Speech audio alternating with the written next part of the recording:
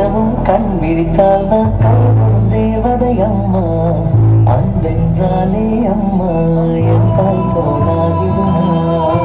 காலை தினமும் கண் விழித்தால் தான் கைதொடும் தேவதை அம்மா.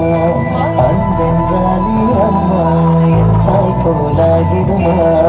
இவை போல் இரவும் பகலும் என்னை காத்த நன்மையே உனதாக பார்த்த பின்பு அதை விடவானும் பூமியாவும் சிறியது. காலையில் தினமும் கண் விழித்தால் நான்